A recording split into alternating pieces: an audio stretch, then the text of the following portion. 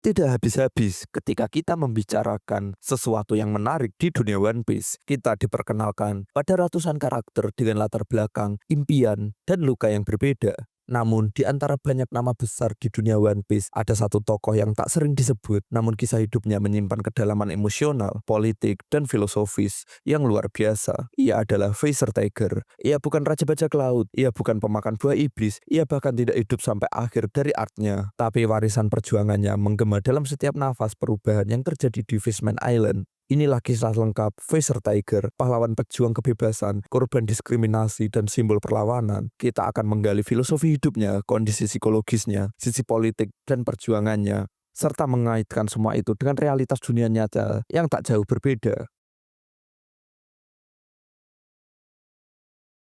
Visor Tiger pertama kali disebut dalam One Piece sebagai pahlawan legendaris dari Fishman Island. Ia adalah seorang manusia ikan bertubuh besar dari ras ikan laut dalam dengan kekuatan fisik yang luar biasa. Namun yang menjadikannya legendaris bukanlah kekuatannya, tapi tindakannya. Visor Tiger mendaki Red Line dengan tangan kosong hanya untuk menyerbu Mary Joyce, tanah suci para petani Ryubito, dan membebaskan ratusan budak dari berbagai ras termasuk manusia. Tindakannya bukan sekedar pemberontakan, itu adalah pernyataan keras terhadap sistem dunia yang sangat timpang dan rasis. Dunia yang menganggap ras manusia ikan tak lebih dari hewan liar. Dunia di mana Tenryubito dapat membeli, menyiksa, dan memperbudak siapapun, bahkan anak-anak. Namun di balik aksinya yang heroik tersembunyi luka yang dalam. Visor Tiger adalah mantan budak.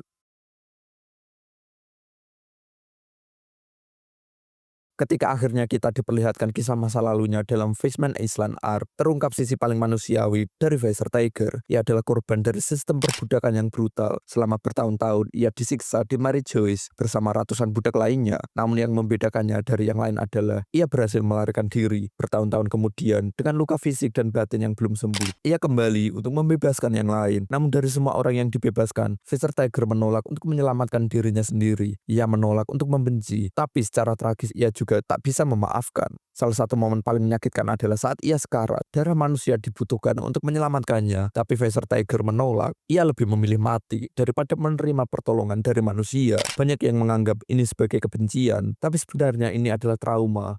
Sebuah luka psikologis dalam yang tak bisa ia lupakan. Ia tak ingin meneruskan kebencian, tapi jiwanya terlalu hancur untuk bisa mempercayai. Visor Tiger tidak membenci manusia sebagai konsep, tapi ia tak bisa mencintai mereka juga. Ia adalah korban PTSD, Post Traumatic Stress Disorder, yang hidup dalam dunia tanpa sistem dukungan psikologis. One Piece bukan sekedar cerita bajak laut. Eiichiro Oda menyisipkan kritik sosial yang tajam dalam alur ceritanya, dan ras manusia ikan adalah simbol dari kelompok minoritas yang diskriminasi secara sistematis. Dan Ryubito membeli manusia ikan sebagai budak, manusia memburu mereka. Bahkan di laut lepas, mereka selalu berada di posisi inferior. Visor Tiger adalah simbol perlawanan terhadap tatanan politik dunia yang menindas rasnya. Namun perjuangannya bukanlah tentang balas dendam. Ia tidak ingin ras manusia ikan menjadi penguasa. Ia hanya ingin kebebasan dan kesetaraan. Namun sayangnya tindakannya menimbulkan dampak yang kompleks. Setelah membebaskan para budak, banyak di antara mereka tidak berterima kasih. Beberapa bahkan mencaci maki karena ia adalah manusia ikan. Ini memperkuat luka batin Tiger. Bahkan dunia terlalu rusak untuk diperbaiki hanya dengan tindakan heroik. Dari sini kita melihat realita pahit ketika sebuah kelompok tertindas mulai melawan. Mereka tak hanya melawan sistem, tapi juga prasangka yang mengakar dalam budaya, sejarah, dan psikologi. Visor Tiger membentuk kelompok Sun Pirates, yaitu kumpulan bajak laut dari ras manusia ikan yang semuanya mantan budak. Mereka membakar tanda budak di punggung mereka dan menggantinya dengan simbol matahari atau lambang kebebasan. Namun ia menetapkan satu prinsip penting, tidak membunuh manusia sembarangan, tidak membalas kekejaman dengan kekejaman. Ia tahu bahwa jika para manusia ikan membalas perlakuan manusia dengan kekerasan yang sama, maka siklus kebencian tidak akan pernah berhenti. Filosofi ini sangat mirip dengan prinsip-prinsip tokoh besar dalam sejarah dunia nyata, seperti Nelson Mandela yang setelah keluar dari penjara selama puluhan tahun menolak balas dendam dan justru menyerukan rekonsiliasi. Visor Tiger percaya pada keadilan tapi tidak pada balas dendam. Namun seperti halnya dalam dunia nyata, filosofi seperti ini seringkali sulit diterima oleh mereka yang masih berdarah dan berduka.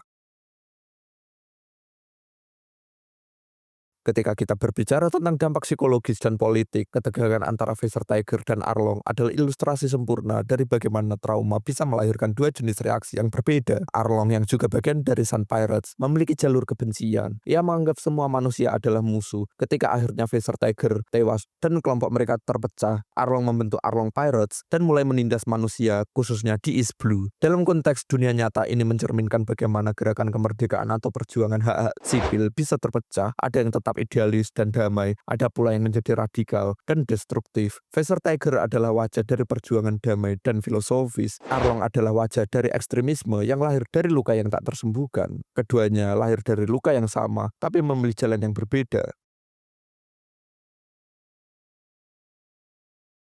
Kematian Fisher Tiger bukanlah akhir dari perjuangannya. Ini meninggalkan warisan yang akan diteruskan oleh dua orang penting, Jinbei dan Koala. Jinbei, mantan anggota Sun Pirates, akhirnya menjadi Shichibukai dan kemudian membantu Luffy. Ia adalah simbol dari pendekatan diplomatis dan transformatif, menggunakan kekuatan untuk memperjuangkan perdamaian. Koala, seorang gadis manusia yang dulunya budak, diselamatkan oleh Fisher Tiger dan kemudian bergabung dengan tentara revolusioner. Ia menjadi penghubung antara ras manusia ikan dan manusia. Warisan Fisher Tiger tidak terletak pada kemenangan, tapi pada benih kesadaran bahwa dunia ini bisa lebih adil jika kita berani melawan kebencian, bukan dengan kebencian, tapi dengan pemahaman. Fisher Tiger bukan hanya karakter fiksi, ia adalah cermin dari banyak tokoh nyata dari kisah nyata. Kita melihat jejaknya dalam perjuangan para mantan budak di Amerika, dalam kisah para penyintas apartheid di Afrika Selatan, dalam nasib para pengungsi Palestina, minoritas Rohingya, atau kelompok marginal lainnya yang kerap kali dianggap lain. Di dunia nyata, perjuangan seperti milik Fisher Tiger penuh kontradiksi. Para korban ingin keadilan, tapi sistem tidak adil. Para pejuang ingin kesetaraan, tapi trauma mereka menghalangi empati. Dan seperti dunia One Piece, kadang mereka yang membela perdamaian justru mati lebih dulu. Sementara mereka yang memilih jalan kekerasan mendapat lebih banyak pengikut. Fisher Tiger juga mengingatkan kita pada pentingnya memahami trauma. Bahkan orang tidak menjadi penuh kebencian secara tiba-tiba. Ada luka di balik amarah, ada sejarah di balik dendam. Secara psikologi, Fisher Tiger adalah contoh dari apa yang disebut trauma kolektif. Ketika sekelompok orang mengalami kekerasan, penindasan, atau diskriminasi dalam jangka panjang, maka seluruh kelompok itu bisa membawa luka psikologis bersama. Ini menciptakan budaya curiga, ketakutan, dan kebencian lintas generasi. Di dunia nyata kita melihat ini dalam hubungan antara kelompok-kelompok ras di Amerika, konflik antar agama, dan permusuhan antar negara yang punya sejarah kelam. Fisher Tiger mencoba memutus rantai itu, tapi seperti yang ditunjukkan Oda dengan sangat realistis, memutus rantai trauma kolektif bukan pekerjaan satu generasi, butuh waktu dan keberanian moral yang luar biasa.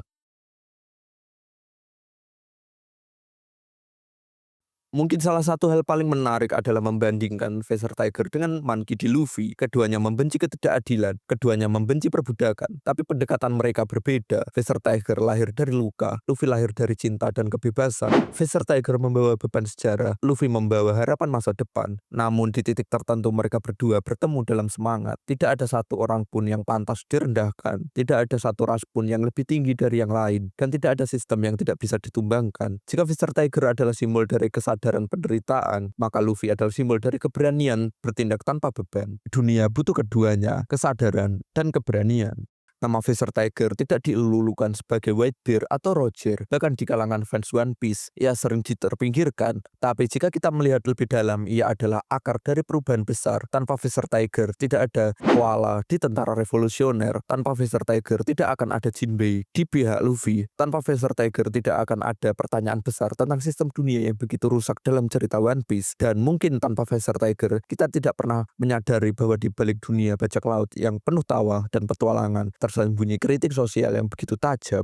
Fisher Tiger adalah pengingat bahwa perubahan tidak selalu datang dari pahlawan yang sempurna. Kadang perubahan dimulai dari mereka yang hancur, tapi tetap memilih untuk bertindak. Ia bukan karakter sempurna, tapi ia manusia, atau lebih tepatnya Fishman, yang berani berkata, cukup sudah. Dan di dunia nyata mungkin kita juga butuh lebih banyak sosok seperti Fisher Tiger. Dan demikian pembahasan kali ini. Silahkan beri pendapat di kolom komentar. Jangan lupa untuk like dan subscribe, dan sampai jumpa.